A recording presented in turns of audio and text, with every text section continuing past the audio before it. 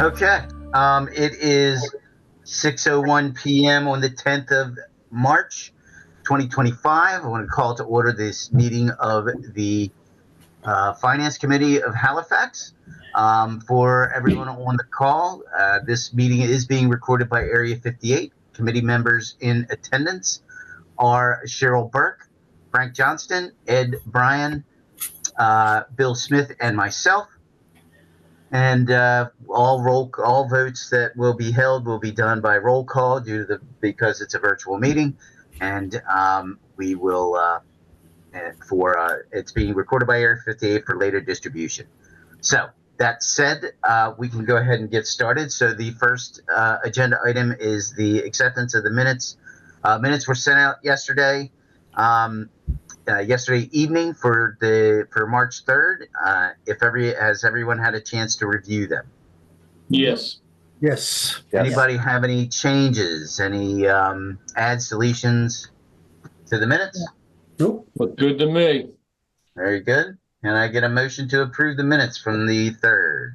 So moved. So moved. Second. Thank you. Roll call vote. Cheryl? Yes. Frank? Yes, for the minutes from 03/03/2025. Thank you, sir. EJ? Yes. Bill Smith? Yes. And I'm a yes as well. Minutes for the 3rd of March are approved. Thank you very much, everybody. That will close out that agenda item. On to the next is the FY26 budget review with Cody. So he is going to go through the budgets that have been created for us to review at this time. So the floor is yours, Cody. All right, everyone buckle up. So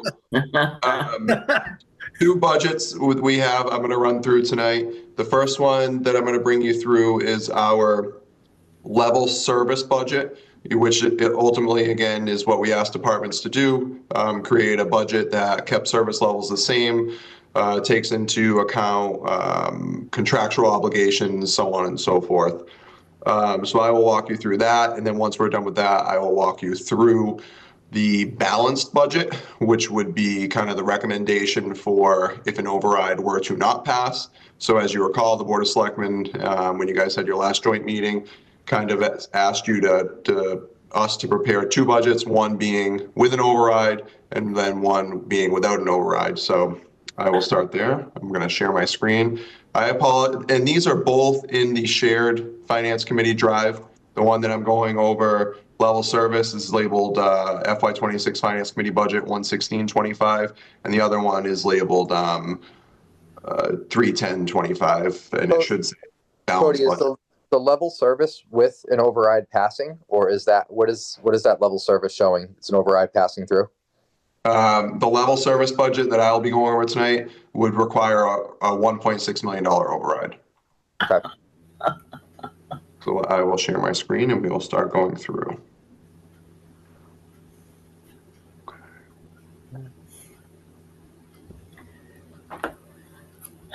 Okay, can everybody see the spreadsheet here? Yep.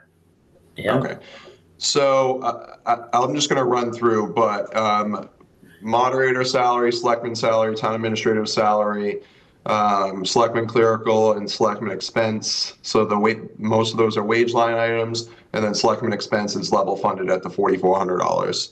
The real first increase that you're seeing is here in the legal budget. That is being driven by two primary factors. The first one is our non-compliance with the MBTA zoning law. We have already gotten word that the Attorney General plans to follow suit against us. We got a letter after the February 13th letting us know we were not in compliance. And the Attorney General is aware, and she was included on the letter. So I would anticipate in fiscal 26, we're going to be dealing with some legal implications from that. So that's the reason for partially the increase. The other reason for the increase is fiscal 26 is a bargaining year. So all of our contracts are on the same cycle, our union contracts, and those are all, fiscal 26 is the last year of those contracts. So we will begin bargaining contracts in those years, which requires more labor council to be involved. Adding another piece of that is our labor council, who we've had the past few years, who has been historically given us a very good rate, will be taking a step back, and we will be bringing in new labor council, which will likely see an increased rate. So, I think when I looked at what I anticipated, we were around that 193 range. I think given the tough times ahead, bring it down to 185. But even at 185, if we end up in strong litigation with the Attorney General, that it could go above and beyond that. But it certainly is going to require an increase because of those two things. Any questions on the legal? Nope. No. Next one is town hall electricity. I had mentioned this previously, I believe, but we recently upgraded as part of a grant. We added 3 high efficiency heat pumps. They replaced our AC condensers. So it was kind of a win-win for us. Not only did we not have to purchase new AC condensers, but we got these heat pumps. We anticipate using them in the winter up to like 32, 35 degrees when it's more beneficial to use the electricity.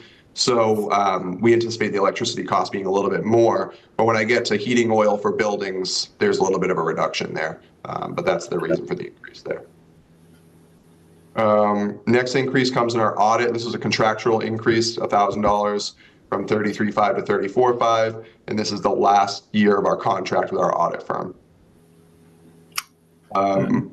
Any of the wages that are part of a union that there has been no contract settled, I am currently just budgeting for a step increase, which is why you see 2.8% in there.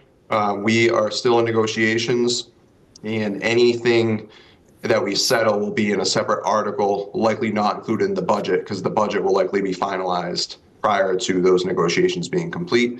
If the negotiations go beyond town meeting, it'll have to be something that occurs at the annual town meeting next year, if we were to bargain retroactive. So I'll mention those as we go through, but if they're part of the new unions, you'll note that there's only a step increase plugged in there, because any sort of wage or anything else has not been negotiated yet.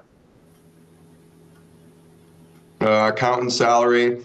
This is a small decrease because we filled the position. When we were planning to fill it before, we hadn't filled it yet. So now we have an actual here for our accountant.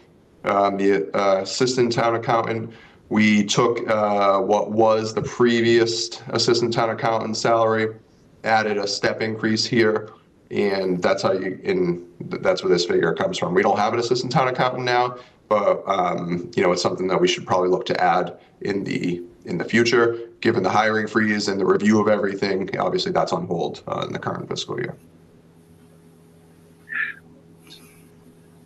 Again, IT wages. This position is a non-union position, so we're waiting to see what the wage and personnel wants to do with the COLA. If there were to be a 2% COLA, this figure takes the 2% COLA into account, because you recall last year the COLA was voted on in the budget, but they didn't get the actual COLA because the bylaw wasn't updated. IT expense account. Again, this is, you're seeing this with all of our contracts. We're seeing an increase of anywhere from 5 to 10% with a lot of our IT contracts. We also have added a few things. So our online licensing and permitting is now included. A full year is included in this value here, in this dollar figure here. And then there has been a few other requirements, a few other items that we have. We have an alert system that we're using for all of our plow drivers to get sent out. So I mean, it's short money, relatively speaking, but it all kind of adds up. In all of our contracts here are through the state contract. We try to shop around as much as we can. So Cody, what just on that line item specifically, it looks like there's a 30,000 bump on that one. Mm-hmm. But you mentioned the alert system for plow drivers. I'm assuming that's new technology for FY26 that we're talking about. We implemented it this year, but we're seeing the full cost effect in the next year. Okay.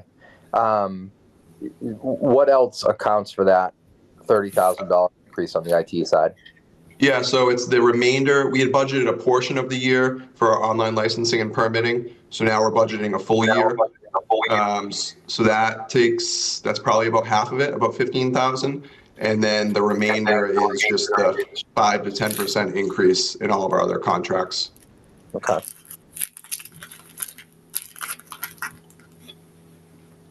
Any other questions on any of the IT stuff?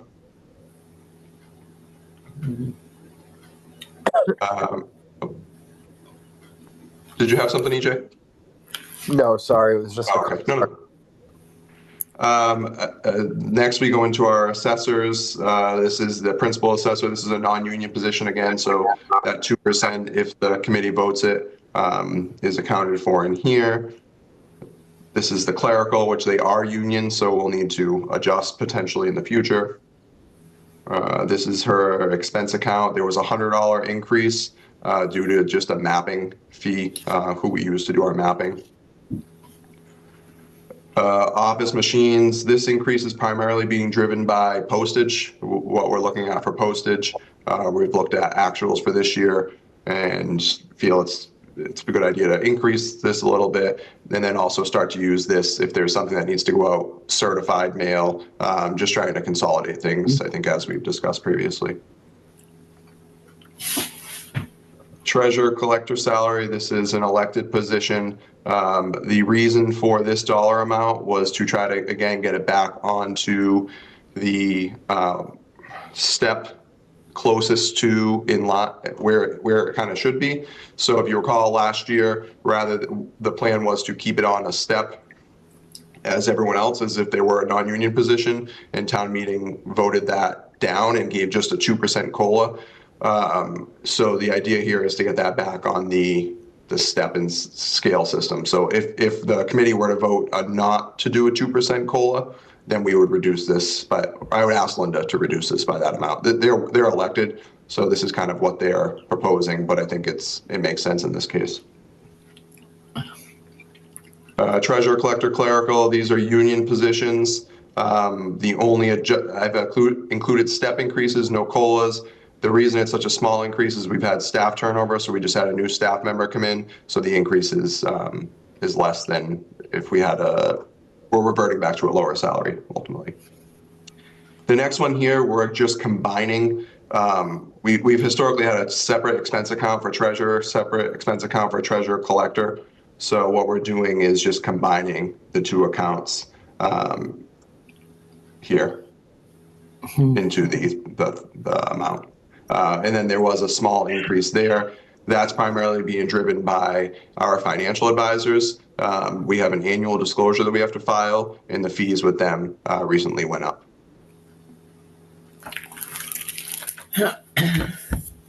Payroll and banking is staying level funded at 13,000. Tax titles level funded at 5,000. Clerk salary, this is the same exact mentality of what I mentioned with Linda. Although with Sue's position, when we did the reclass, her position was graded incorrectly to a grade 9 position.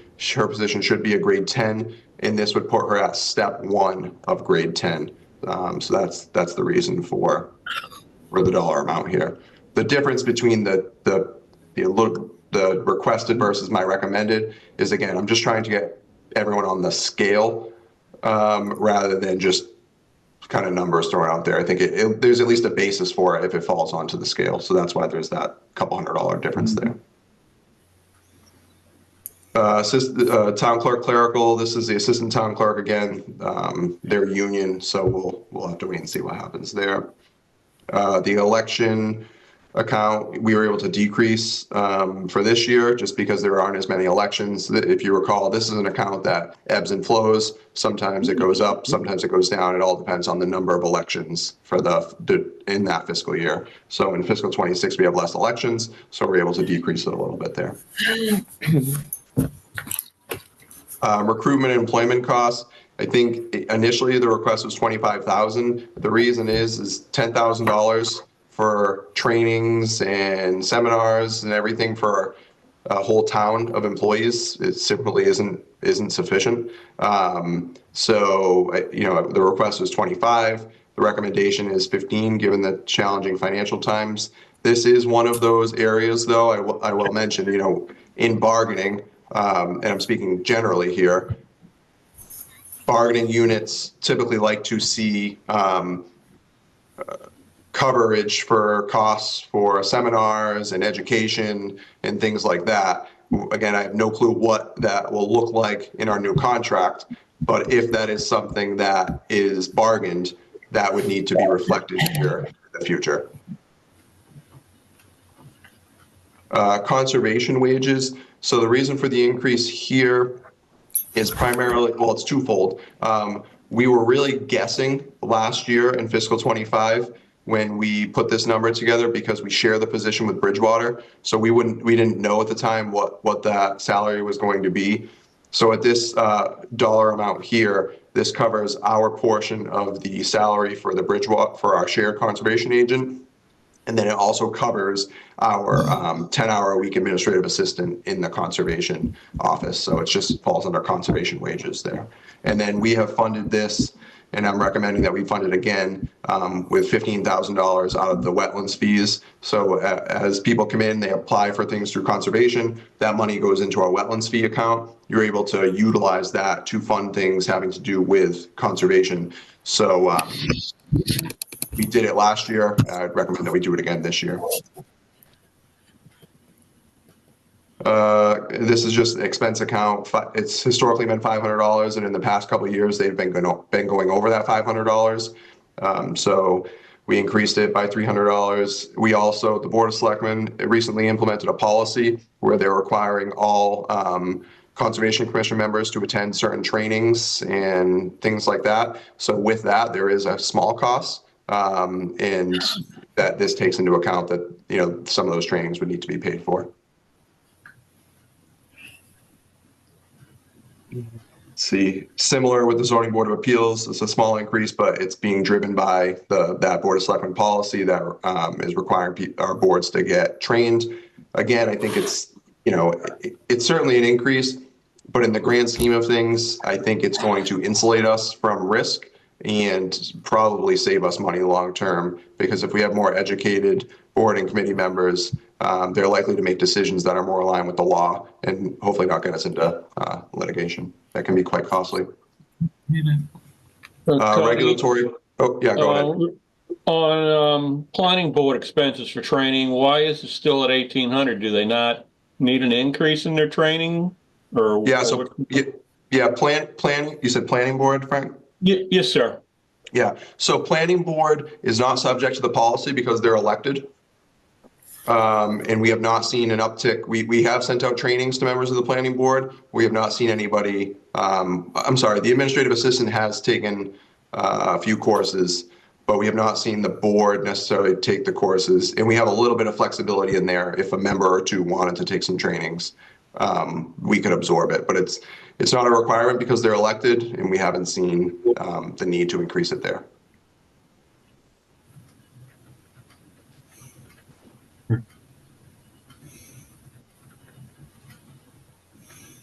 That answer your question? Yes, sir. Thank you. Regulatory clerical, union positions, so all we budgeted for is a step increase there. The same with our building committee clerical. Director of building maintenance is a non-union position, so this will vary depending on the COLA aspect there. The large increase in building maintenance wages, this is being driven by, we've historically had three, so we have the director and then 3 full-time staff members. It was historically made up of 2 custodians and 1 craftsperson. So custodian does kind of a lot of the cleaning, will do some of the kind of lighter, less technical work, and then the craftsperson is a little more skilled. One of the custodians who was at their top step retired, and in speaking with Scott, we were able to bring in someone who is actually a licensed plumber as a craftsperson. So the position did go from a custodian to a craftsperson, so the wages here is a little bit more, but we anticipate saving quite a bit of money on outside services throughout the town because some of the particularly smaller jobs where we would bring in a plumber from the outside can now be handled internally with the plumber on staff. And now we also have a licensed electrician and a plumber in-house to perform services, which is huge for us. Where are we covering their license commitments and training on an annualized basis at for those guys? So if it's part of the union contract, it's included in their the building their wages. But for the most part, there's nothing in their contract that requires us to pay for their certifications. All right, so they're required to keep their licenses current. Is that correct then? Yes, yeah. So the individual we just hired is the plumber, and then Scott, the director, is the electrician. Correct.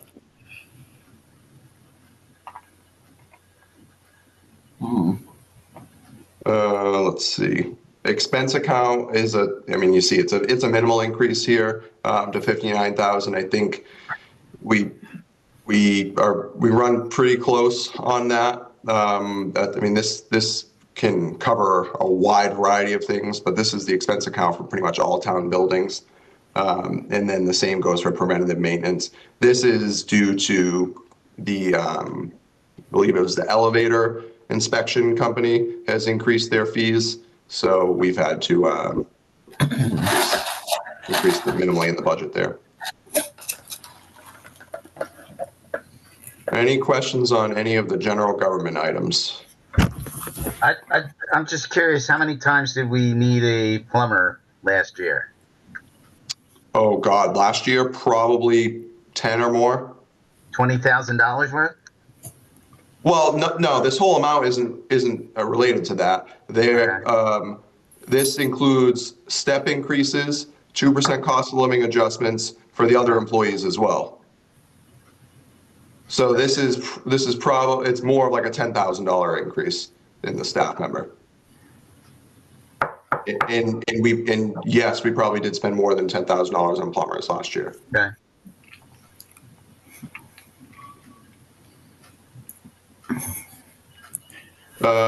Any other questions on general government?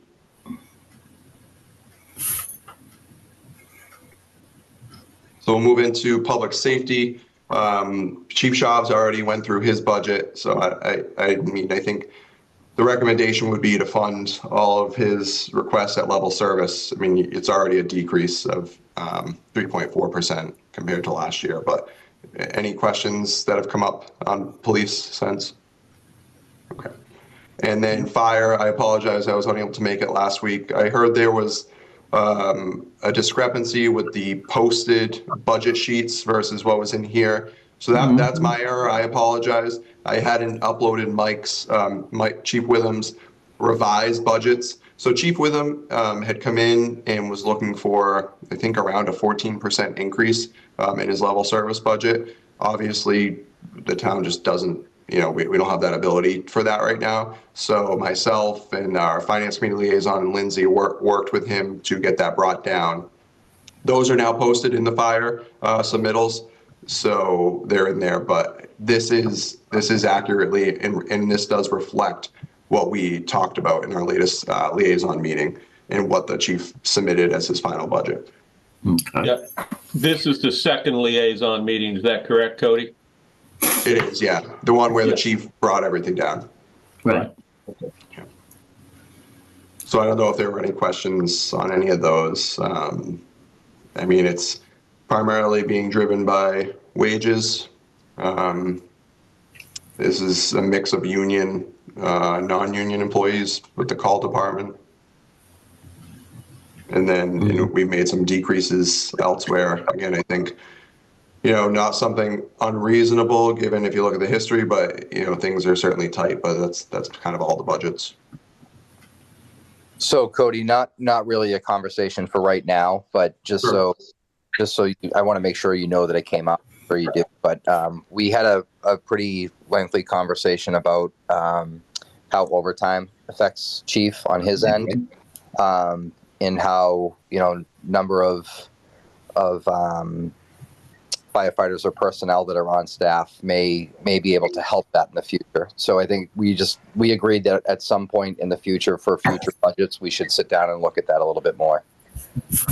Yeah, it's a good point, EJ. We actually, so in last year's liaison meetings, this came up, and what we had recommended to the chief was to hire 2 additional full-time firefighters and ultimately do away with scheduling call members on a regular basis. And that way there, you could run, you have that guaranteed 3 people, right, full-time people. And then God forbid, if you had an issue where you couldn't get someone in, well, at least you still have 2 crew members, full-time crew members to run the shift. Where right now we only run 2 full-time employees and then we fill the 3rd with the call. So there's enough funding in the budget to do that. The chief was just hesitant because he was nervous that by doing that, you'd lose a lot of your call members because they're not getting regular shifts anymore. They would solely be call. So there were pros and cons. But we've talked about it, and the budget does allow for some flexibility in there. I know the chief, I'm sure he mentioned the urgent care potentially coming in and, anticipated call volume with that. Yeah. The Thorndike 55 plus development. And I think these are all things in my conversations with the chief I've advised, it certainly could increase volume. And if that's the case, data goes a long way. Bring that back to us at a future future budget, and let's review it. And if the data is there, we need to allocate more funding, then that's something we're going to have to look at doing. Yeah. Yeah, that's almost exactly how the conversation went last week. So I think we should just try to kick the tires a little bit more on it when we get through this cycle and get ready to start talking about next year. Yeah, and one of the things we did look at in a preliminary analysis of the Thorndike development was we anticipated about $600,000 in growth. And if we needed to hire a couple new firefighters with that would kind of be the time to do it because there might be some more volume, but we also would have some significant growth to cover it. So yeah, definitely something we're aware of though. Okay. Any questions on the fire budget? Next is just other public safety. So emergency management falls under Chief Witham's budget. There was a decrease there. Building commissioner is a non-union position. So you can see the step budgeted there. We had a small decrease in the building inspector expense account. And then the sealer weights and measure expense account just brought it, rounded down to 525. Just trying to work with more round numbers here.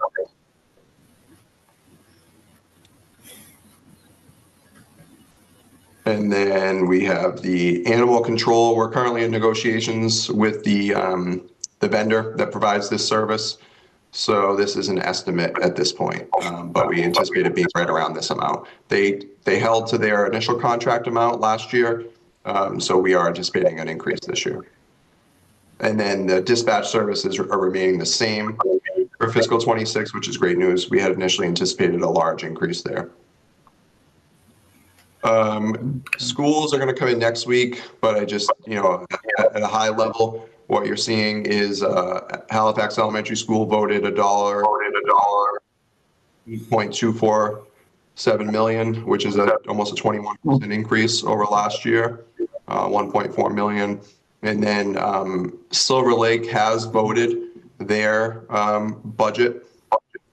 It's a sizable increase for Halifax, 5.6% in our operating budget. And unfortunately, I anticipate we're going to be stuck with that because Plimpton and Kingston's assessments are quite beneficial to them. Plimpton is actually a decrease from last year, and Kingston is in the 2s for an increase. So I don't see them pushing back on those too much, which ultimately means if 2 out of the 3 communities agree, we're going to be stuck with that. So you'll notice as I even go through our budget with cuts after this one, this number stays the same because I anticipate we're going to be paying that either way. We do have some excluded debt as part of Silver Lake. There was a small decrease there. Any high-level questions from the schools? Like I said, they're going to be in next week, but if there's anything just specific to the budget and the figures, I'm more than happy to talk about it. Do we charge for students to use the buses? We do not. It's something that the school committee has talked about, though. I was just curious because some cities and towns do. The only issue with it, from my understanding, and again, I think we can let them explain this next week, is at the elementary age, anyone over 2 miles we're obligated to provide transportation for. So you can only charge at the elementary age if it's under 2 miles.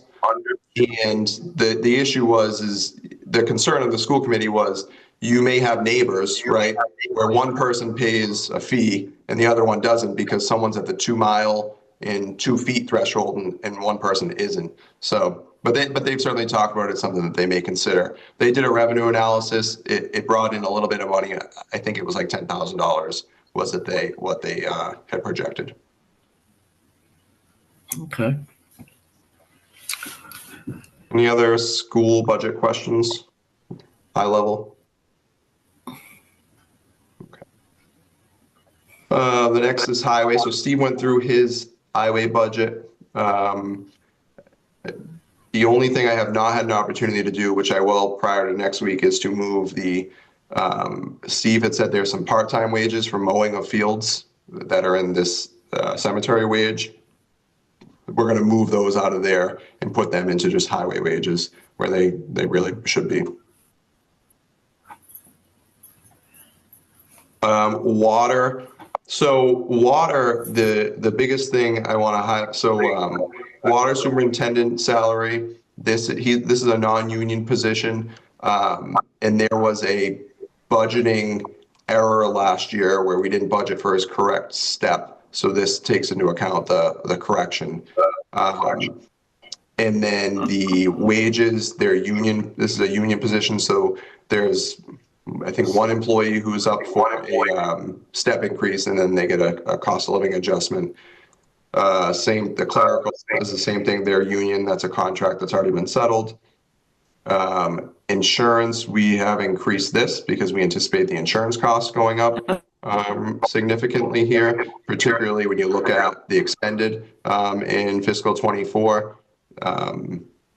We ended up going over, so we're increasing it to make sure that we're covering those costs.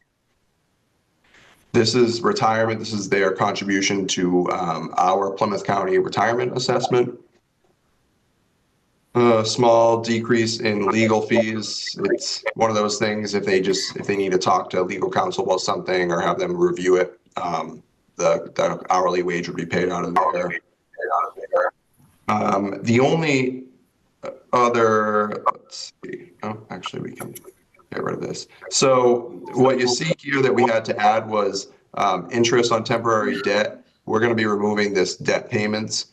We won't be adding that until 2027. But you've probably heard me talk about, we have a short-term ban currently out for the water project, 1.6 million, and then we're going to roll it over soon at a little bit of a lesser amount. So when you have a ban, you have to budget for the interest. So this is going to cover, this is an estimate for what that interest is going to be for the ban for next year. And then Bill felt it was comfortable to do a decrease at the wells and towers maintenance. So we brought that down to 99,000. Cody, Any questions?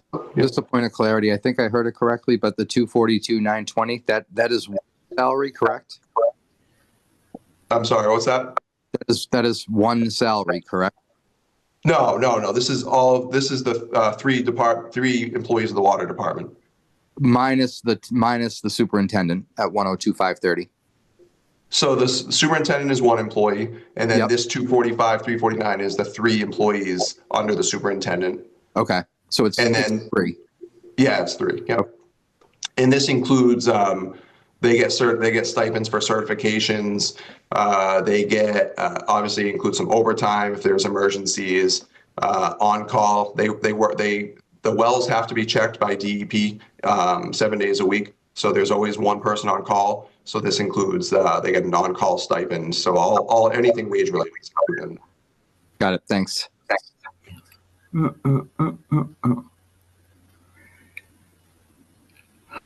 Any questions on water?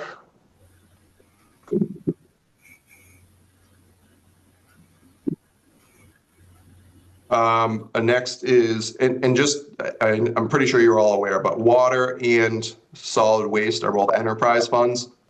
So they're funded by ratepayers. So that's not out of the general fund.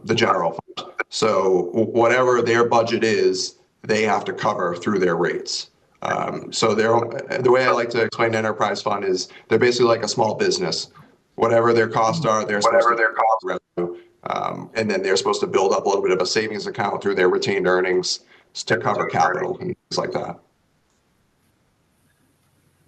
Solid waste, the clerical, this is a union position, part of the new union. So we're, again, one of those things subject to waiting. Let's see, office expense was level funded.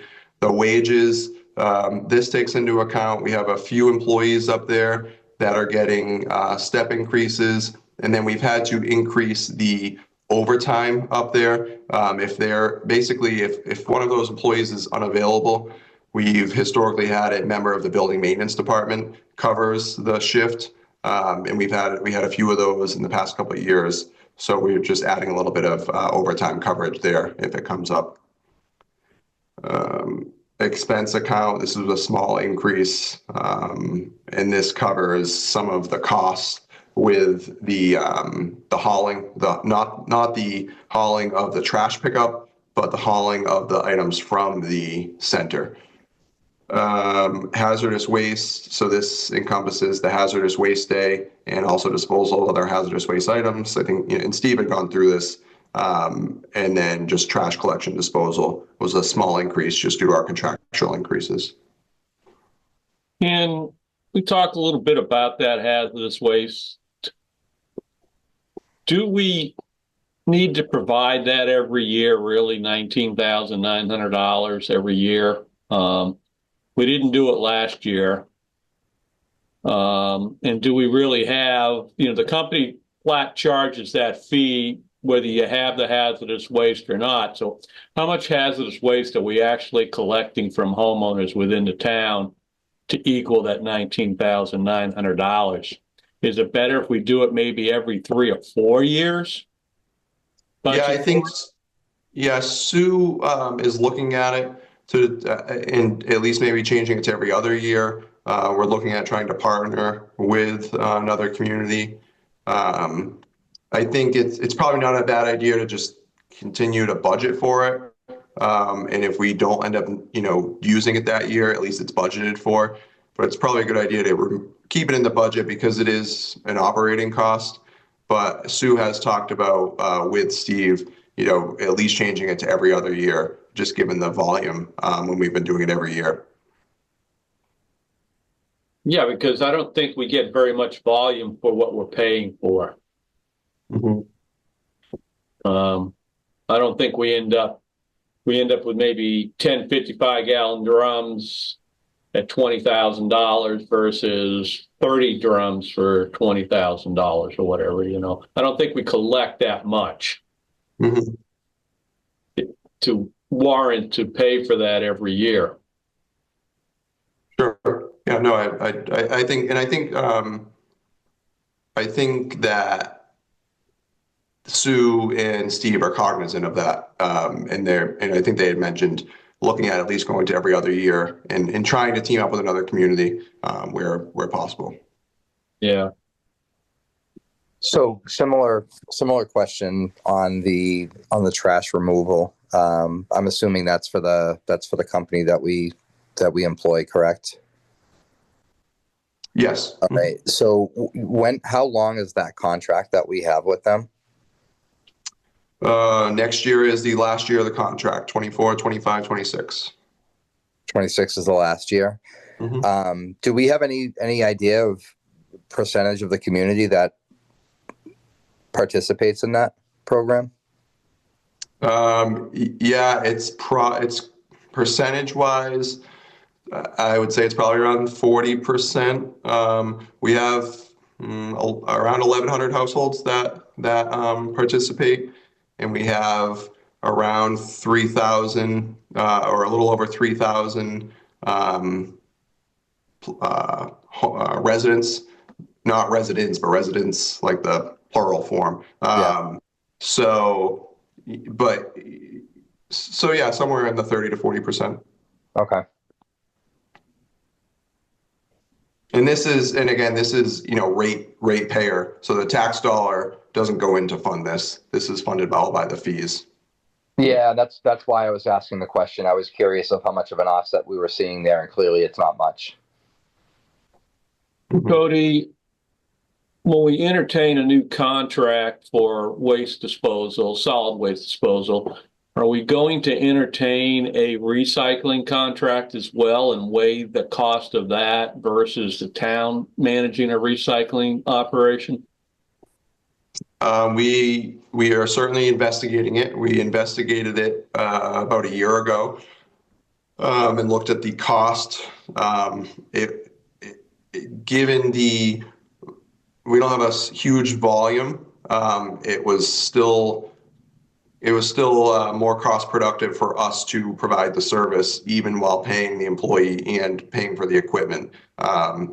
We were looking at, I want to say, pretty much double what our trash contract is. So the cost per ton of recycling is right up there with trash now. It's almost the same. So the per ton fee is the same. And then our disposal contract itself was going to almost double, because right now they get it done in 2 days. They were going to have to expand that to 4 days. So it was going to almost double their costs. So when we did it, again, we didn't dig too deep, but when we did a light analysis, we asked Allstate to provide us with some figures. Probably, like I said, about a year ago, it wasn't something that was going to be cost productive for the town. Yeah, it's amazing if you, and this is going to sound crazy, but talk to your trash collector. it's amazing how competitive that industry is right now. That's why I asked when the contracts were up.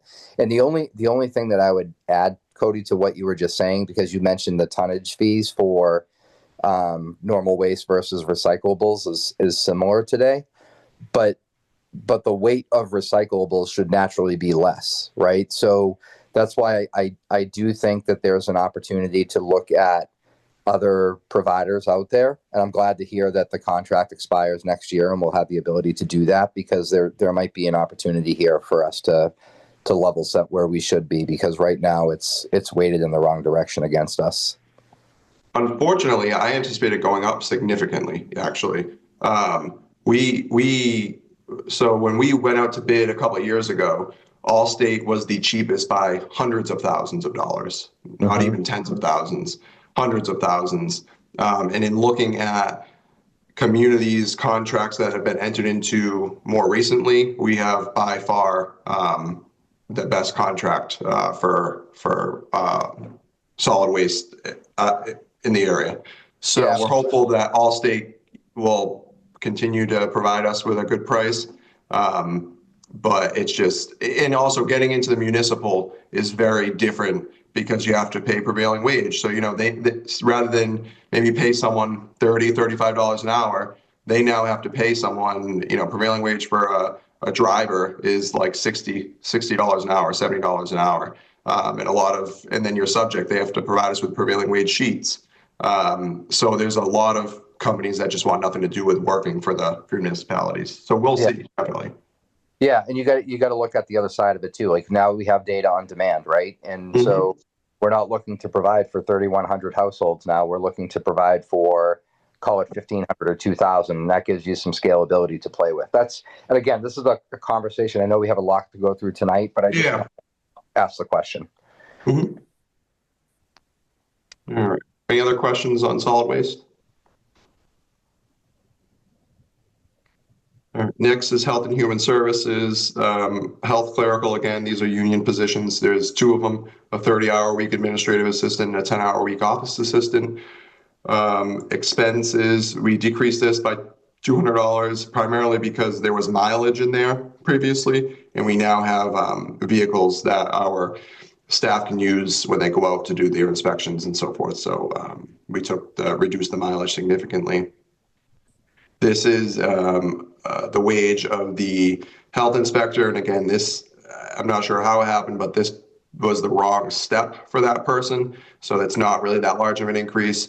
We are putting them on the step that they really should be on. We just didn't budget for it correctly last year. The nursing contract remains the same.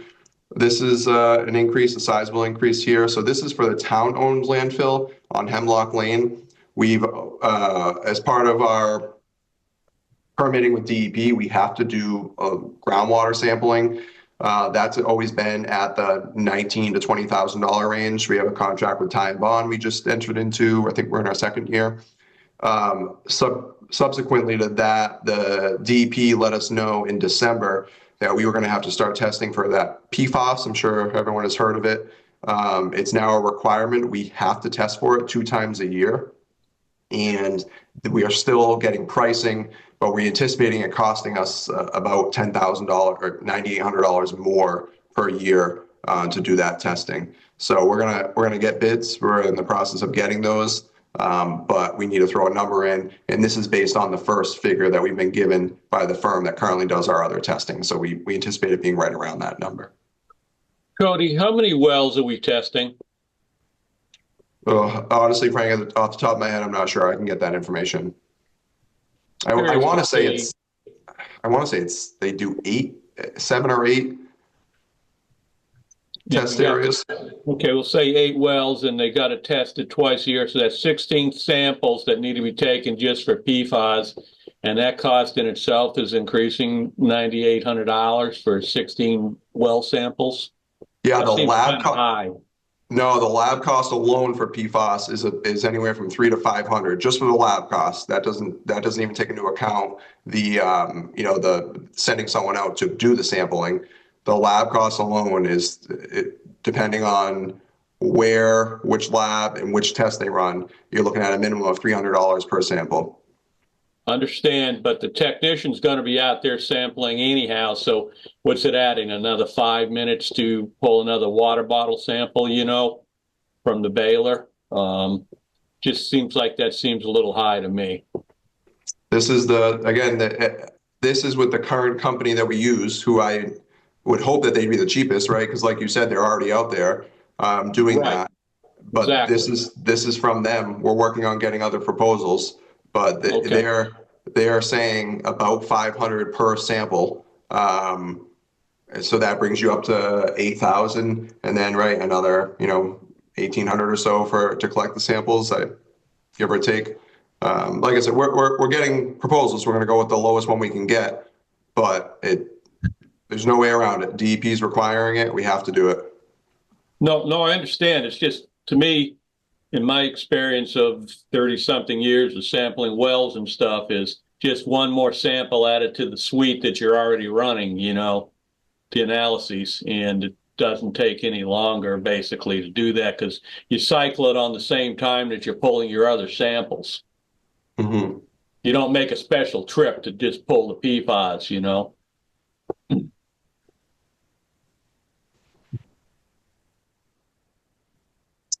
The inspector of animals salary, this is one of those stipended positions that hasn't seen an increase in 3 years.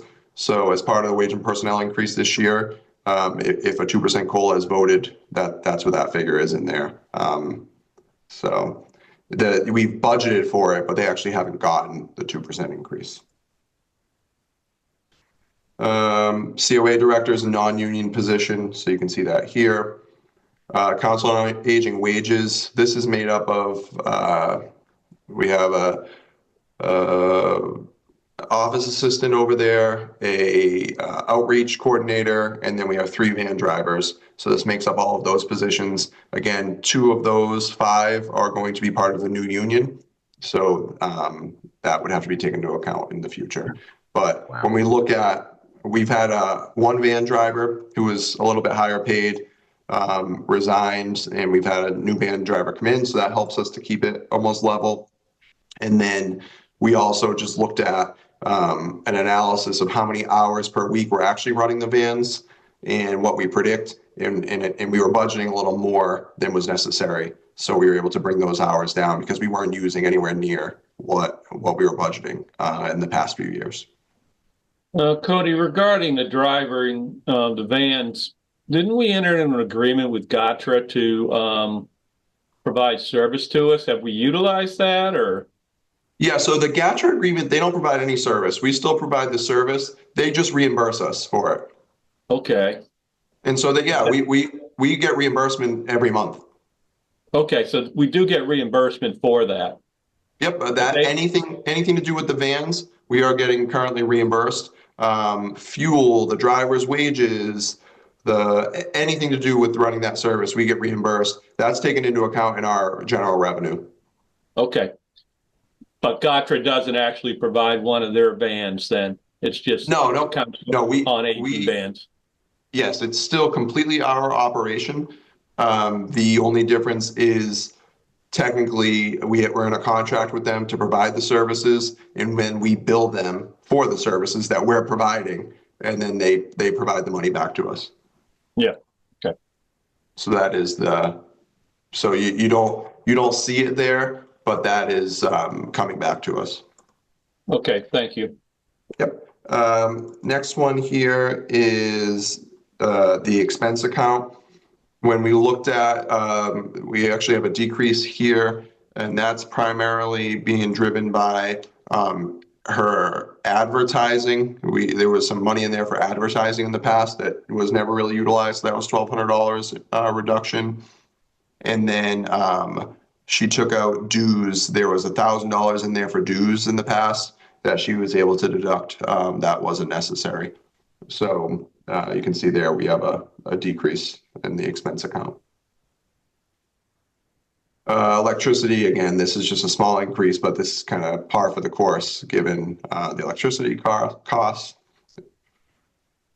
Veterans agent salary. So this is one of those stipended positions. Steve currently at Littlefield's our veterans agent. He gets a stipend of a little over under $16,000. That accounts for about 10 to 12 hours a week of his services to the community. We were informed by the state recently that in order to submit claims, the veterans agents in municipalities have to be certified, basically. And in order to be certified, you have to work 20 hours a week or more for that certification. So my recommendation here is 28.5. And it's also in the recommendations for the bylaw changes.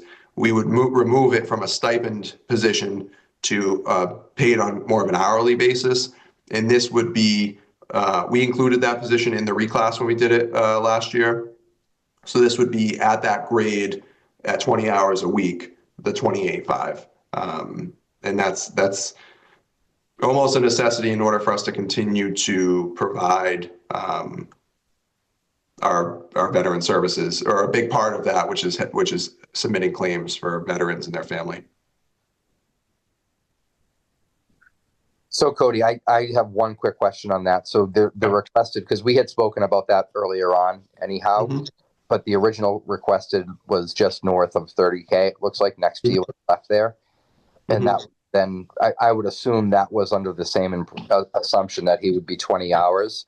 But it was reduced again by $1,500, a little bit more. Does that still cover that 20-hour need? It does, yeah. So the $30,066 is what Steve requested for his department.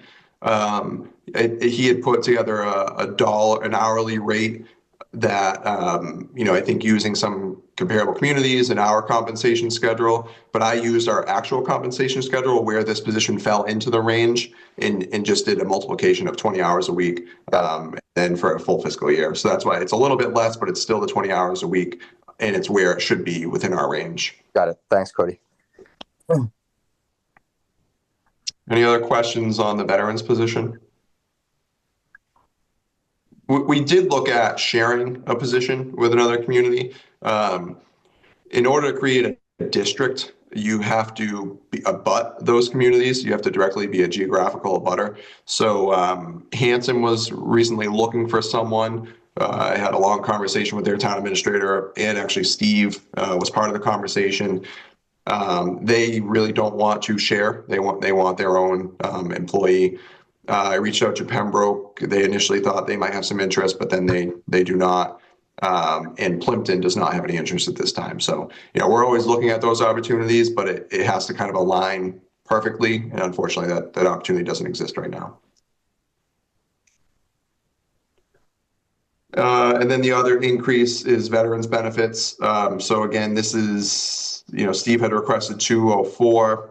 And he does that basically just allowing for, if we get a few more individuals that come on in the middle of the year, we want to make sure that we have enough to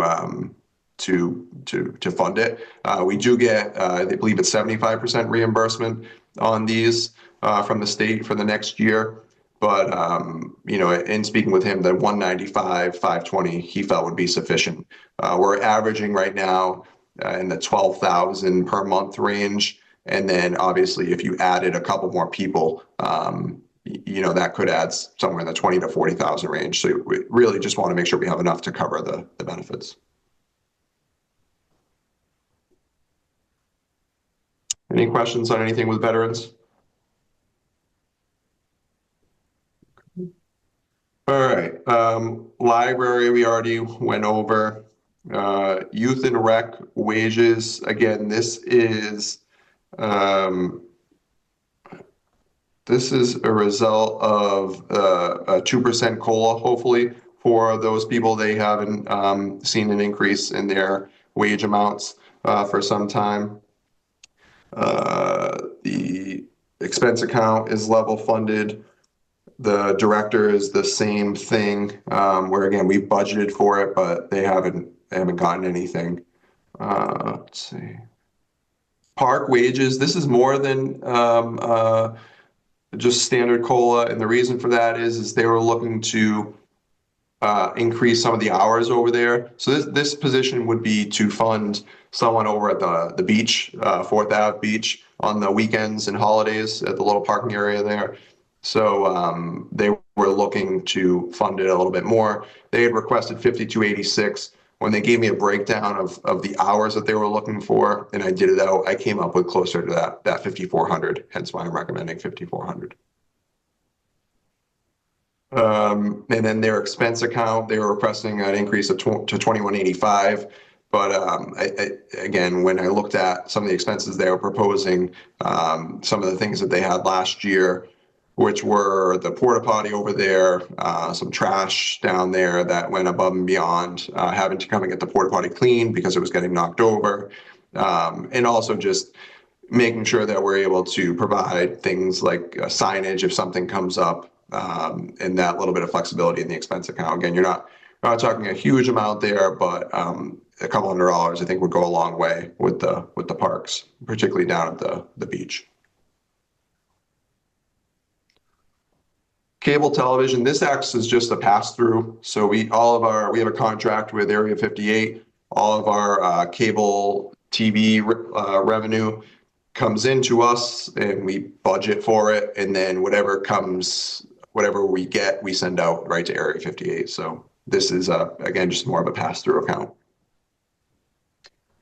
And then this is just an small increase for the holidays in Halifax and the Halifax Fireworks Committee, just a 3,500. They've been at 3,395 and 3,300 for years.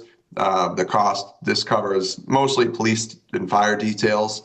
As those costs are all going up, it makes sense. The community wants to continue to have these events. They're primarily driven by fundraising, but to increase these a little bit to cover those events in town.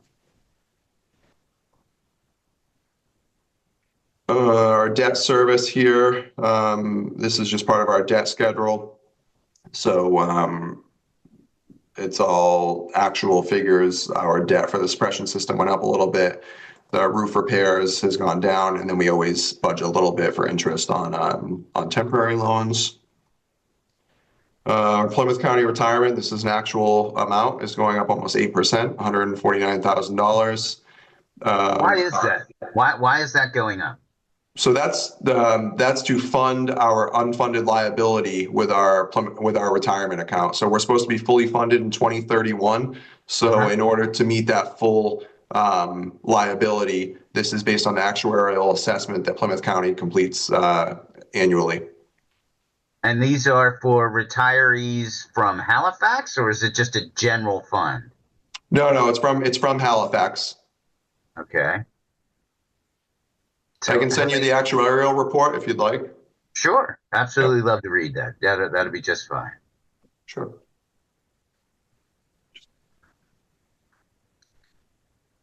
Because that's a substantial increase, and I anticipate it going up even more next year, right? Yeah, I anticipate it too. I anticipate we're going to see increases to this magnitude likely until 2031, where it's going to drop off significantly because we'll have met that. Right, but we're not there yet, right? So 2031 is, what, 6 years away. So we have 6 years, 5 years of increasing payments into the retirement fund, which believe me, I'm not saying people shouldn't get the retirement they paid into their entire lives, right, or their entire work life.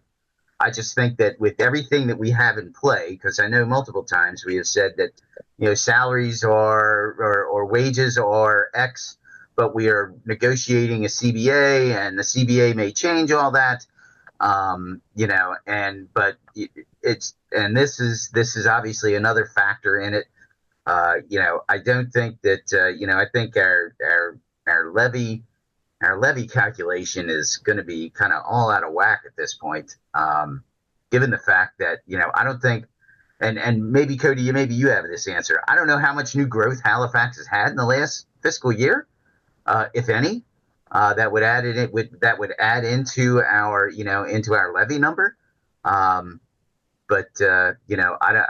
just don't, it's the dollars that are going up and the CBAs that are putting other monies at risk. It's just, there's just nothing out there. Yeah, we're estimating $75,000 in new growth for fiscal 26. Okay. So it's very small. It's one of the smallest amounts. That's nothing.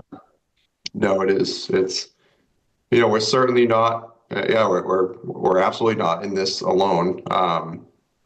It's hard enough to balance budgets with average increases, but when you have, it's impossible when you have certain increases that are in the 20-something ranges, right? 20-something% for such a large portion of your budget. It's just, it's almost impossible.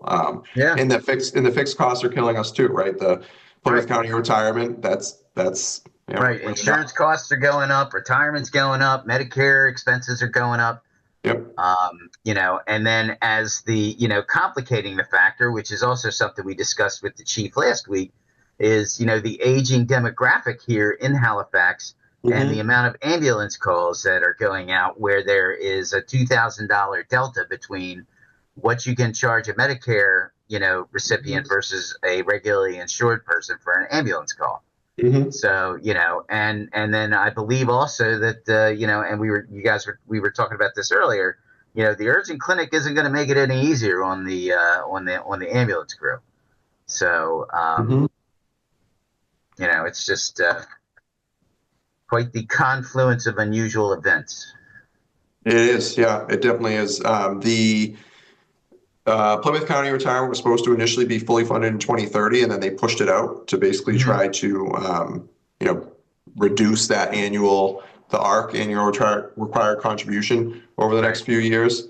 But it's just, it's a killer. I mean, that's a huge increase, and like you said, it's every community too. No, I'm not saying we're alone in this. I'm just, Yeah, definitely a challenge. And then the next one would be health insurance, which is our health, primarily our health insurance there. We just got word that it's a 7% increase for our health insurance, which is actually much better than most municipalities, how they're making out. We're part of the Mayflower Municipal Health Group. Maya, which is another big, they actually do our liability insurance, workers' comp, so on and so forth.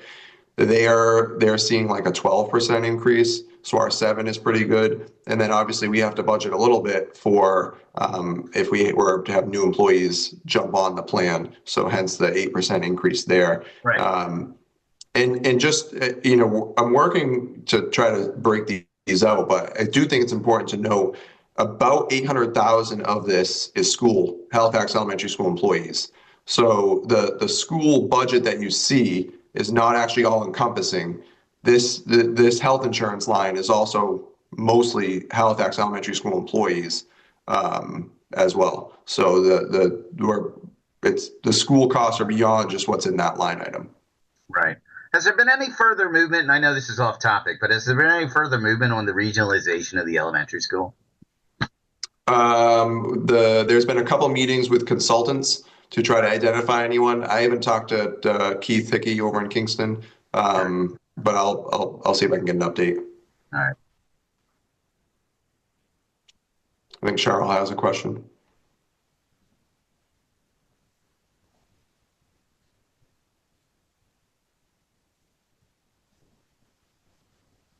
I'm sorry? I thought Cheryl was waving her hand. I thought. Cheryl, you have to unmute if you're going to. Okay. Yes, we can. Oh. Have we looked into GIC? Oh, we're not eligible as a town? It is something that we haven't investigated fully. One of the things when we talked about the cost of insurance, so we're a 50-50 community, which is the minimum. We can't go lower than a 50% contribution. A lot of communities are, 70-30, or some are even 75 or 80. So in speaking with employees, they like the quality of the health insurance options that we have right now. And the GIC didn't offer great plans, but it's something we're certainly looking at over the next year. We're going to try to put together a health insurance committee. I have GIC, and I have a great plan with Harvard Pilgrim. Mm-hmm. I do too. So I don't know what kind of, maybe the plan, I was a state employee, so whether the plans are different, I don't know, but I would just think it would be something to look into. Yeah, when I got here a few years ago, I did an analysis of GIC and Maya, and the GIC at the time was a little bit cheaper with the plans, but you have to pay a one-time fee to join, and the one-time fee actually was going to make it a little bit more expensive at the time than what we're paying now. So it wasn't something worth going further with, but it's certainly something we'll look at in the future. But wouldn't you, as the town administrator and the selectmen, have the decision rather than bringing it up to the employees? No. So as part of, you actually have to have anytime you want to make changes, you have to involve the employees and have I can't remember the exact language, but health insurance committee basically. It's not just up to the Board of Selectmen and me as a town administrator. Because I know, as a state employee, I didn't have a choice. This is what we were offered. We never negotiated with them about it. This is what you were offered. Either took it or you didn't, kind of thing. Yeah, I can't recall the language. I can look it up, but I do know there's a requirement that anytime you're going to change, Bill, you know what I'm talking about? Yeah, you have to have a committee. Yeah. You have to have someone from the retired people, someone from each department on the committee. Yep. So again, not ruling it out, certainly something we can look at. I had done a high-level investigation a couple of years ago, and it wasn't worthwhile at the time. Not to say that that may have changed, and we can certainly look into it. Okay. Just curious. The next line is our Medicare. So just like any employer, we have a share we have to pay towards Medicare. This is basically a percentage of our wages. We had under budgeted last year, so we're trying to make up for it and make sure that we're budgeting a sufficient amount this coming year. Sick and vacation buyouts, we had added this because we historically hadn't budgeted for this. So obviously, it's mostly vacation buyouts because we don't buy out sick time unless there's a provision in a contract. And the only contract that allows for that is our police union. There's a couple employees that are still grandfathered in, but it's not a provision in any of the new contracts. But it is a law that we have to pay out vacation time upon separation of employment. It is, right? Insurance, this covers all of our property, liability, workers' comp, insurance. At this, initially we were thinking somewhere around a 10% increase. I think 7 should be sufficient in looking at what our actuals are and in speaking with our Maya representatives. OPEB trust. We have an unfunded liability. Our OPEB, our financial policies state that we will put in more.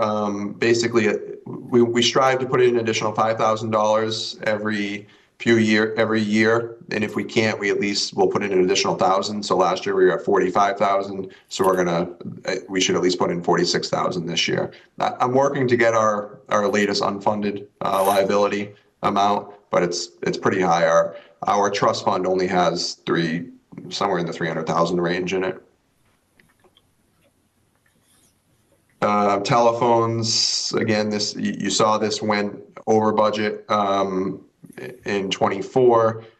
We obviously don't plan on it going over that amount because we've cut a lot of the lines that resulted in this, but just like all other plans, we've seen some increases. So the 45,000 is, we feel what is going to be needed to cover telephones. Gas and oil, all departments. This is vehicles, gas and oil, and this is heating, where I mentioned there was a small decrease here of about $5,000 to take into account some of those increases in electricity. And what you get is a budget at the end of the day with that ends up being a 7.28% increase over the prior fiscal year. And this is our level service budget. Level service. Any questions on the level service budget before I switch gears over to our, so as a note, right, this, as written, this budget would require an override of this figure here, $1,590,998.94. Just to give you a quick walkthrough of what we anticipate for revenues. So as I mentioned, $75,000 in new growth here. A good fiscal practice is you budget 90% of your prior year actuals for your local receipts. So we had a little over $3 million in local receipts in 24. We're budgeting 90% of that for 26, which is how we get that $2.7 million there. You see the levy here. This is our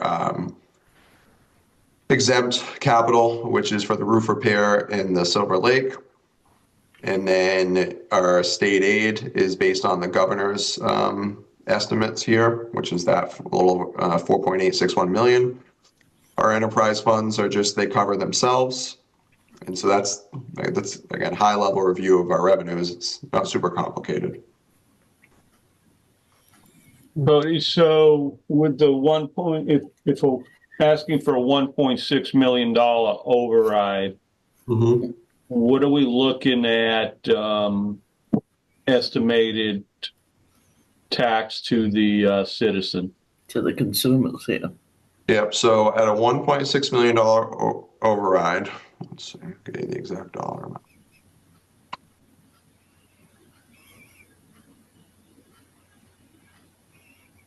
Now, obviously, when we do these figures, we can only do it on the current year because we don't know what the tax rate is going to be for fiscal 26. So we base it on fiscal 25. But it gives you a pretty good idea.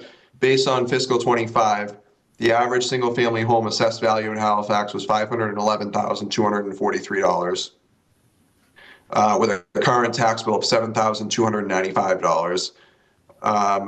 The increase on that average tax average home would be $567.48.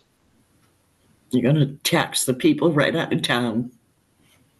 Well, I'm not taxing anyone, Cheryl. No, I know, but that's what it's going to do. Half your population is on a fixed income. Well, unfortunately, Cheryl, wherever they go, they're facing the same battle right now. So we're talking about $567 on average for a Halifax increase. Is that correct? It is correct.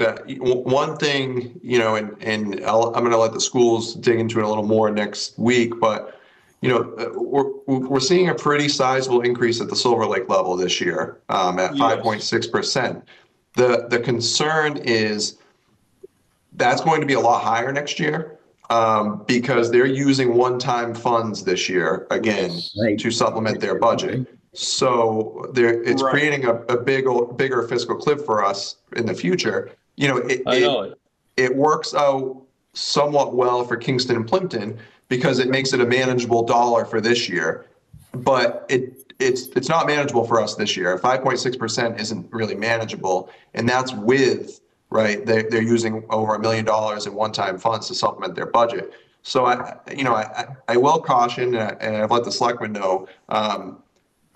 I'm very concerned for whatever happens this year. Next year is going to present a challenge with the Silver Lake budget, likely needing an override to fund the Silver Lake budget as well. Yeah. Yes, exactly. Yeah. Oh, you're muted, Jim.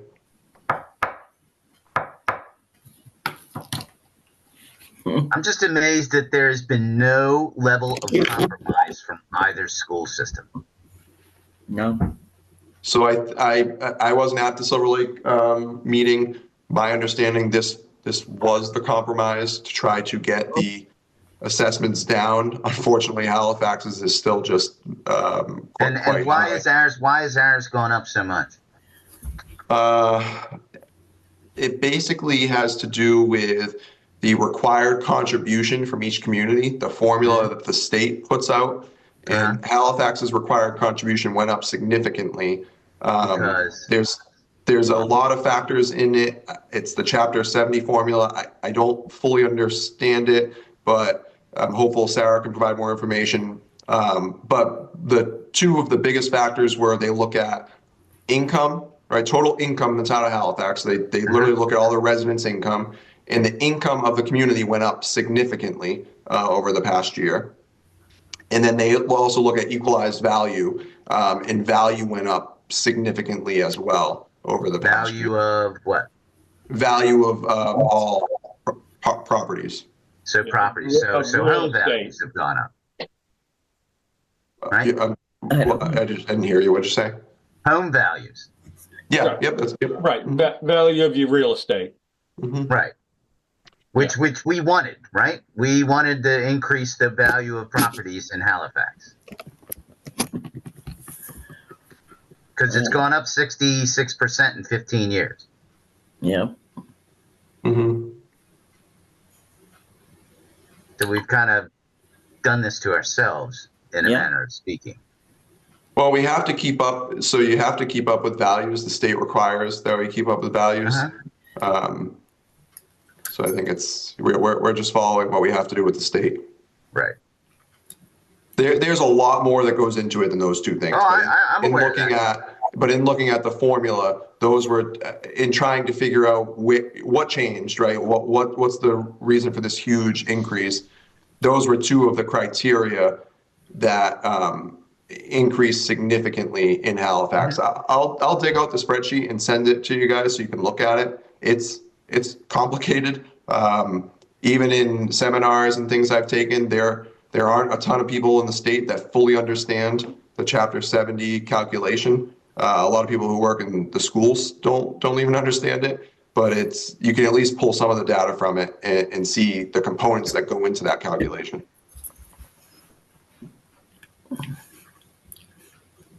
So that was the driving force behind the Silver Lake increase. But again, I just wanted to caution you on on next year that, regardless of what happens this year, we're in a tough, we're going to be in a tough spot with Silver Lake for next year. All right, it's going to be the anticipation at this point, at least from what I can see, is the elementary school is asking for an override this year, and Silver Lake and the elementary school are going to ask for another override next year. Enough. Now, So I don't one want of- to sacrifice any education for anybody or anybody's children in this town, but there's just I don't know if our customer, the Halifaxian resident, may not have the stomach for it. Yep, I completely agree. Well, one of the things that I'm planning to present as an option is you can go for a multi-year override. You're upfront with it. You let people know this is what we're looking at this fiscal year. This is what we're looking at next fiscal year, and you allow them to vote on it, at once, so they at least know, what's coming down the pipeline. And then it also allows for us to plan budgetarily. We know what we're working with in the future if we were to do a future year override. But can we really do that, though? I mean, think of how difficult it's been to get school numbers over the last 2 years, even 2 months before we need them, or 2 weeks. Scary times. I wouldn't feel confident for 1 second sitting in front of the town saying, "Here's a multi-year override proposal," because of how we've gotten the numbers in the past. It's been way too much patchwork. And I'm not. I apologize if don't read tone on that, Cody. Yeah. That was not. No, I get it. It's frustrating from where we all sit that we're chasing, and it affects our ability to make the recommendations that we would be able to make. So outside, I actually, and if we have to stay on schools before we hit this, that's fine. But I just want to put it out while I have you. The 55 plus development and the urgent care center and another auto part store that's opening up. Can we at some point get an update on the progress for those? And it ties into budget because some of those things, most of those things are going to tap into community resources to be able to sustain themselves. So I'm trying to get a sense of we're on track with where we expect it to be. Are we behind? Are we ahead of schedule? Like what does all that look like? Well, it's all behind schedule. I'm sorry, not the Thorndike. Thorndike isn't behind schedule. They're progressing well. They anticipate that first building to be done by the end of this year, sometime later. What's that? What about the sales? Because that's what matters to us. We need to like how many community members are going to come in? Are they selling the properties? They're selling. Yeah, they are selling. Do we know how many they've sold? I don't really want to disclose that in a public meeting. It's it's information that they've shared with us. How many they're kind of under contract with, but there's at least a handful that they're under contract with. I seem to be frozen here. So which is pretty good considering there's nothing there. Yeah, and we need to sell 30 before we progress on. Yes, once we've sold 30, once they've conveyed 30, they'll provide us with a bond for the full amount of their contribution to the project. But in layman's terms, that means that the senior center project does not commence until that threshold is met, correct? The construction itself, yes. We're starting the design phase. We're going to be going out to bid on that sometime later this month or early next month. But the construction can't start until we have the money in place. But we anticipate that lining up quite well with how long design will take, and by the time we get the bid documents together and so on and so forth. Okay.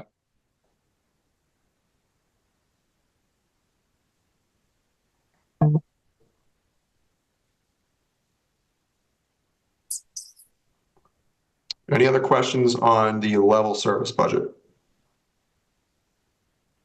I'm good, Cody. Thank you. Okay, good. Yeah, thank you, Cody. I appreciate the problem. amount of work that went into that. Absolutely. Yes, absolutely. A lot of work went into that this year, Cody. Oh, no, Much no problem. appreciated. All right, let me pull up. So what you're going to see in this this level service budget is a few things, and I'll make note of them as we go along. But what I didn't want to do is I didn't want to go line by line and say, okay, i.e., we're going to reduce treasurer, collector, clerical by 40,000, because I really don't want staff speculating, hey, is that my job we're talking about? Because we're not at that level yet. Right. So I have a few highlight items that I'll go through that of where we are. And obviously, most notably, we start with the schools. So the proposal would be to fund the schools at a 3.5% increase. And again, this is if an override does not pass, to fund the schools at a Halifax Elementary School at a 3.5% increase, which would give them this figure here. It's actually a little less than they had initially anticipating having to cut. They had anticipated having to cut 1.3 million. This would require them to decrease it by 1.186 million here. So I mean, still sizable, but trying to lessen the impact on them as much as possible. Like I said, Silver Lake, we're going to really, I think, be stuck with that assessment amount. So that remains in here at that amount. We get creative and do some things that I wouldn't recommend that we do long term. But if an override doesn't pass, we're really just trying to buy some time. So we have historically funded our reserve fund out of our tax levy, right? We raise and appropriate $75,000. I would propose that we appropriate that out of our free cash, and then that would free up $75,000 to use in our operating budget. So that's one of the first things. We have an overlay, which is basically it covers our abatements, exemptions, things that, basically abatements and exemptions in tax bills. We budget $180,000 for that every year. We have a healthy balance in our overlay of a little over $300,000. So we could get away with decreasing that to $100,000 rather than $180,000 for a year. So that frees up about $80,000. And then if you go into our expenditures, I mean, I spoke about the legal budget, but I think we could, again, lower that to 165 instead of 185. And if we end up in lengthy litigation, we just would have to go to the reserve fund to put more money into there. But that frees up $20,000. Stormwater management, we were looking for a sizable increase because we had a number of 182.5.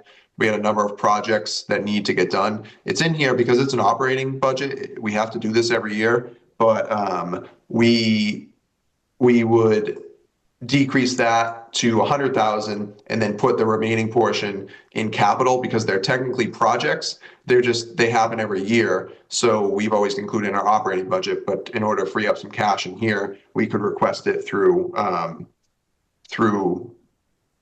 the capital plan rather than in the operating budget. Yeah. Another area to decrease would be in Cody, Yep.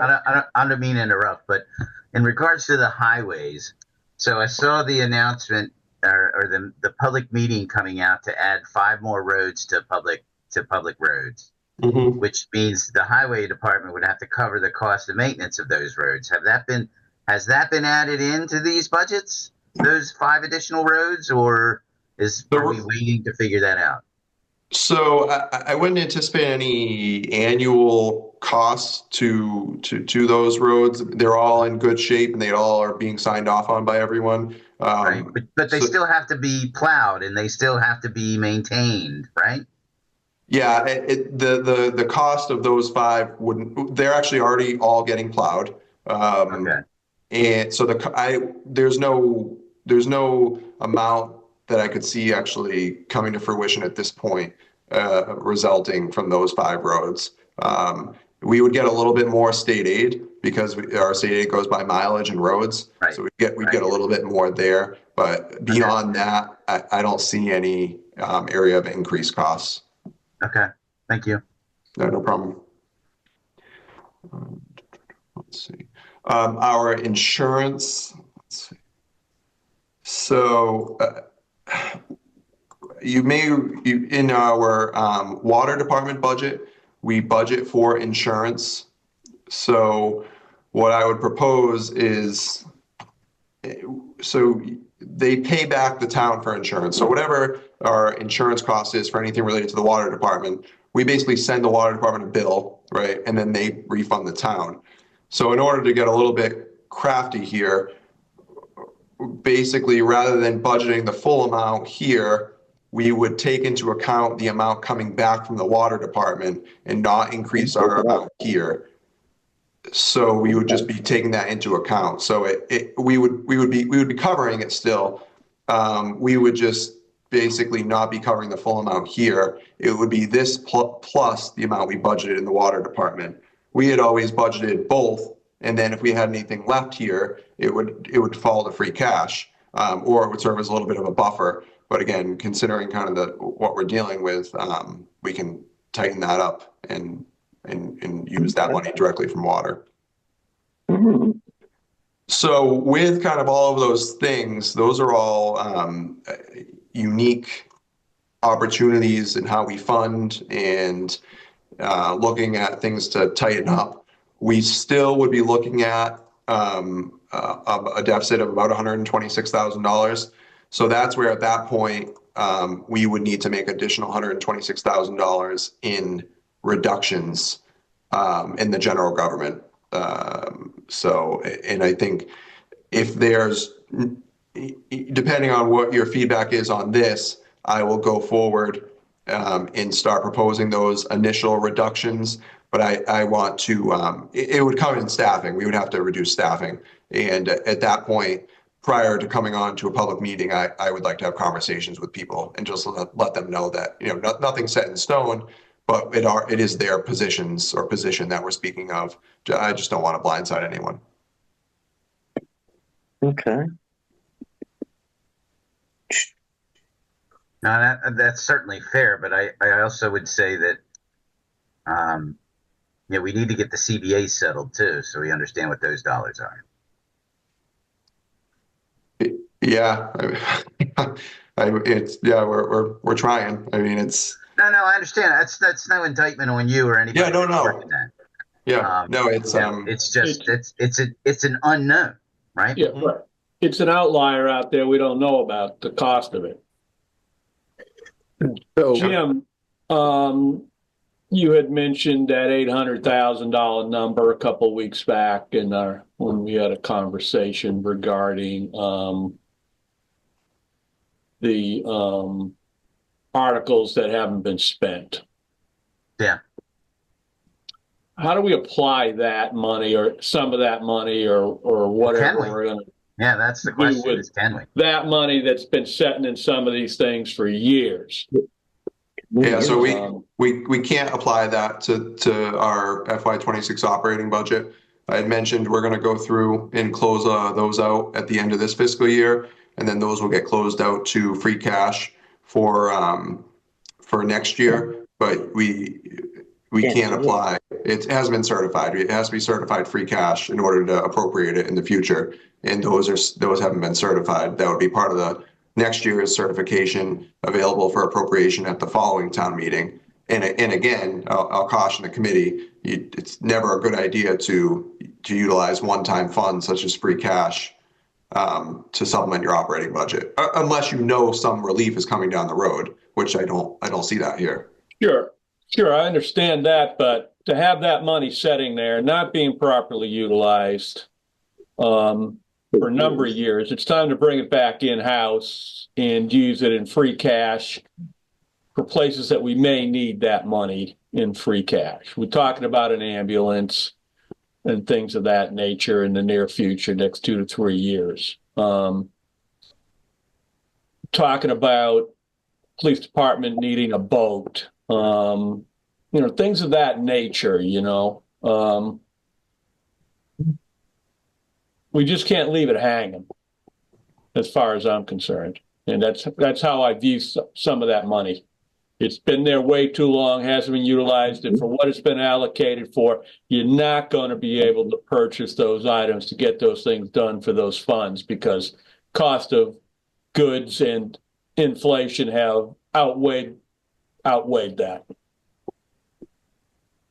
And the taxpayers need that money back in-house where it belongs. That's a fair point. That's a very fair point. Yeah, it is. Cody, I'm a fan of, you got to cut dollars before people. So not saying that I would ever advocate for this. But if it came down to it, what would, and I know it sits with wage and personnel, but what do the COLA increases for FY26 amount to? For our non-union employees at this point, it's less than $10,000, $7,000, I think it was. Okay, Yeah. that's what I thought it was last year too. It was really I think it was like 7,000 or 9,000 last year each that we had budgeted for, was voted down, and it was still left in the general fund. Yep. Okay, great. Thanks, Cody. Yeah, no problem. It's a lot less than last year because we had a lot more non-union employees last year. Now that those two new unions are made up of all those employees that used to be non-union. So just to kind of dovetail into what Frank was chatting about, Cody, can we, moving forward as a best practice, start putting, time limits on these articles that the towns are voting on? So, and obviously it's going to vary by size of project, right? We can't say that you have, a year to build an entire new highway barn or whatever, right? That's going to take longer. But I think it would behoove us and be in the best interest of the residents to time limit things on articles that are voting on, and not just have it sit in the budget just roll on for 5, 6, 7 years. Yeah, that's something. Is that a policy decision, or is that a bylaw that needs to be written, or a charter item that needs to be done?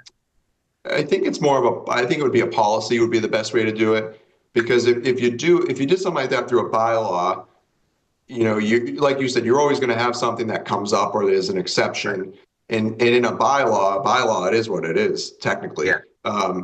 But I think a policy, and I think I mentioned it at the last capital planning committee meeting. We're working on drafting something that I think a fair time frame is 2 years to utilize it. And then again, if something comes up, you can request a waiver per se. But generally speaking, it should be done. It really should be done in a year. If you're purchasing equipment or something like that, it should be done in a year.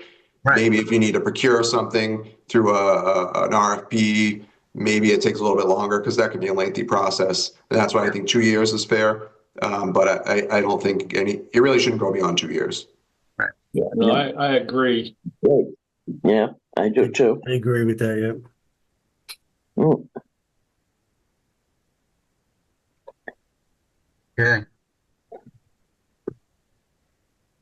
Were there any questions, comments, recommendations on the balanced budget, which takes into account several kind of cuts? Obviously, we'll have the schools in next week that can hopefully provide some more clarity on things. But we start moving pretty quick now because if schools are in next week. Joint meeting with the Board of Selectmen on the 25th, where we really need to have a final budget that day before to present to them, or two final budgets, I should say. So, and then Board of Selectmen is voting their final warrant on that second Tuesday in April, and then we're going to print the next day. So we're in crunch time. So if there is any feedback or anything, now's a good time so I can go back and me and Lindsay can start reworking things if there are things that have come up. Cody, I got a question. Sure. Have we tried to work with another town for the animal control officer salary? So we technically kind of do right now because we use Ed Gannon, who does East Bridgewater too. And we both just have a contract with him. and I know I don't know to what extent, to be honest with you, Bill, but I know Chief Shavs had done some work with that prior to bringing on Ed Gannon. Yeah. But it was just, yeah, The 30,000 is expensive for a town this size. I mean, the town I work in, we share with another town, and we only charge them like $12,000. oh, really? Yeah, so it's. I don't think that's a fair price for this size town. Okay. Yeah, we can definitely look at it. That's another one we pay out of our dog fund, so that doesn't come out of our general. I mean, we obviously we still want to get a good price, but it doesn't come out of our general revenue source. Our dog licensing fees pay for the animal control. So Cody, we're looking for about $126,000 here. Yeah, so I would anticipate we would have to cut somewhere 3 to 4 FTEs beyond the cuts that have been expressed here. And that would include in the Halifax Elementary School would be open for that as well. Is that correct? I'm not sure I'm following. Well, they have employees as well, full-time employees. No, this is 3 to 4 beyond everything explained in these cuts already. So Halifax Elementary School in this budget is already cutting 1.185 million from their request. So after all of these cuts have taken place, we would need to come up with an additional $126,000 in cuts, which I would anticipate would come from the general government side, which on the general government side would be 3 to 4 FTEs. Mm-hmm. Mm. Well, I don't have any questions on the balanced budget. Again, we still have outliers with the CBAs that are in play, but as it stands right now, I don't have any issue with the balanced budget. And then I guess once we get those numbers in, then we can have a further discussion on what it all looks like. In my opinion. I will just caution, it's more likely than not you will not have those numbers when you vote your final budget. Those will, if it gets done by town meeting, which there's a good chance it may not get done by town meeting. If it does get done by town meeting, it would get placed in an article, and basically the article would say, to appropriate, $5,000 to fund the provisions of collective bargaining agreement between the town of Halifax and Halifax Clerical Union for fiscal 26, and it would be just the additional dollar amount needed beyond what is in the budget. But I don't see it. It won't be done before you guys vote a final budget to go to print.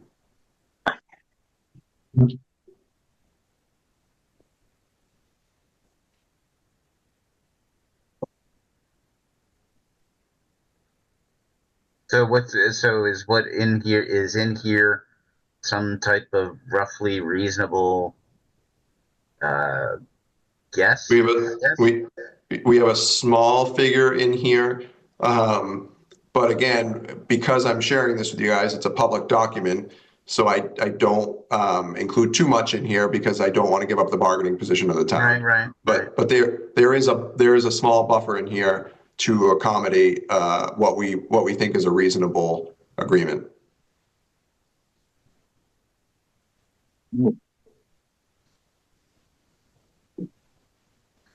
I guess that what is in line with our other collective bargaining agreements is what we have, what we think is fair. Okay.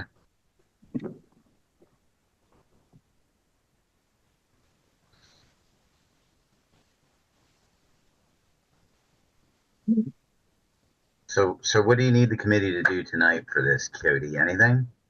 No, you guys don't need to do anything tonight. This is really the first time you're getting a full overview of the full budget.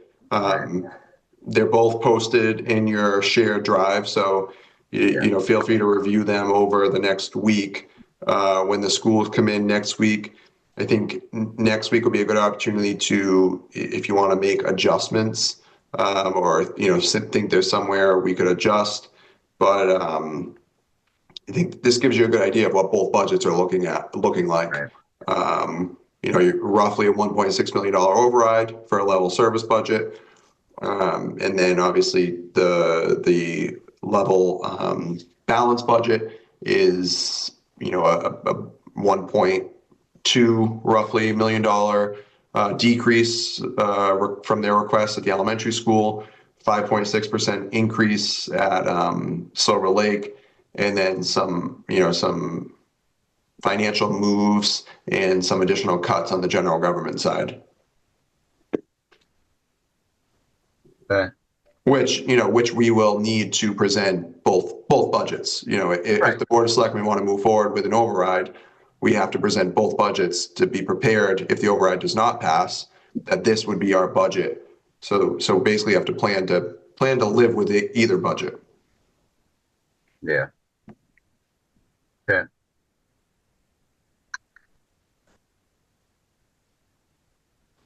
All right.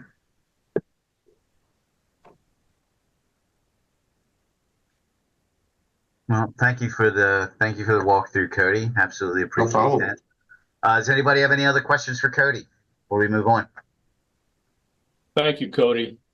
No, Thanks. thanks very much, Cody. Thank you. All right.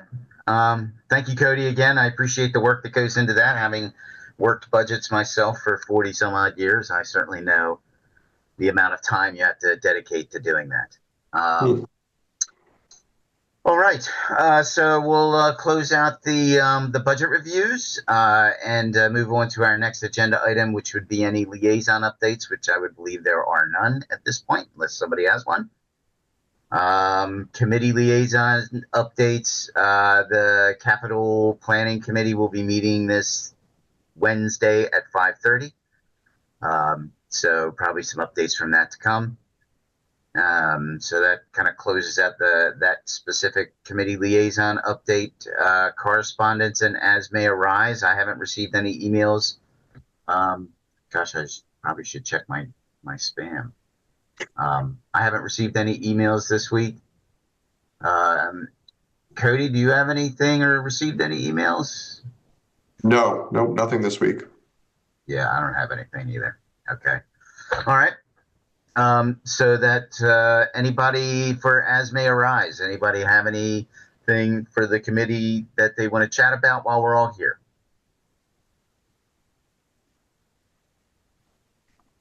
Okay, hearing none, we'll close out that agenda item and move to public participation. So we have some people on the phone. Anybody would have any questions for the town administrator, the accountant, or the finance committee?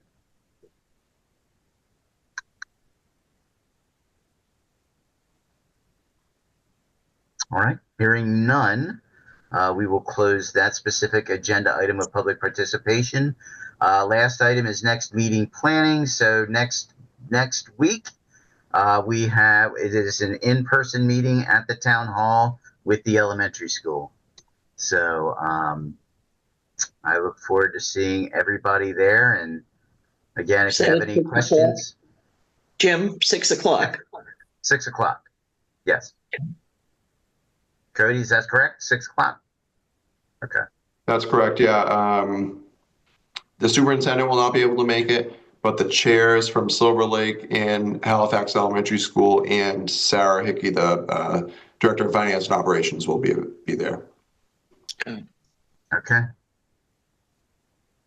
All right. Anybody have any other items they want to chat about before we end the meeting? Mm-hmm. Okay. All right. Hearing none, is there a motion to adjourn? Motion. Thank you. Is there a second? Second. Thank you. All right. Roll call. Cheryl? Yes. Frank? Yes, to adjourn, please. Thank you. EJ? Yes. Thank you. Mr. Smith? Yes. Mike Brignetta?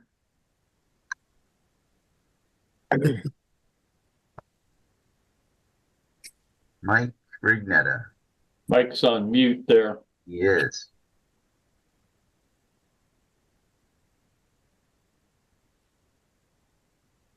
Okay, we'll